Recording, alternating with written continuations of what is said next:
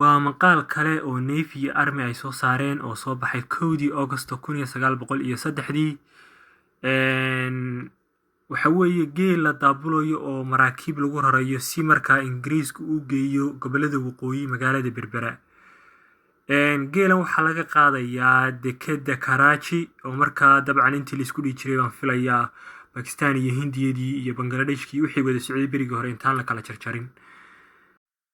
maadaama Ingiriisku uu daraawiish ku kicin jiray expedition amba olole dagaal oo ka dhana maamulkii dawladda daraawiishta, waxay caadadii Ingiriisku ay ahayd inay halkii mar ilaa 6,000 ilaa 5,000 oo rati dabada isku xidhaan geelaas ama gaadiidka geela oo ay saaran yihiin saanadii militariga, rasaastii, madaafiicdii, agab dhan oo military iyo raashinkii ay ilaa iyo 6 bilood quudan lahaayeen, iyo sidoo kale 2,000 oo keligoodba u qoondaysnaa taangiyada biyaha ay iyaga iyo xoolahoodu cabi doonaan.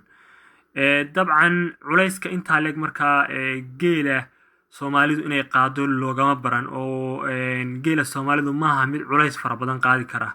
sidaa daraadeed Ingiriisku wuxuu dalbaday geelii joogay Hindiya ilaa iyo wadankan hadda Pakistan la dhaho oo markaa laga soo daadgureynayay magaalooyinkooda si ay u xejiyaan culayska saanada iyo raashinka ay ugu rari doonaan gobolada waqooyi bari iyo dhulka daraawiishta ay markaa ka talinaysay.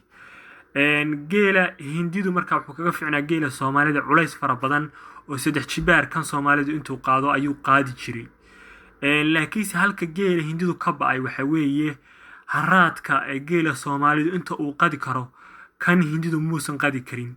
dhibaatada markii ay geelan soo dejiyeenna ay kala kulmeen waxay ahayd inuu noqdo geelan uu ahaa geel biyo dul jooga oo mana fara badan aan geli karin sida geela Soomaalida.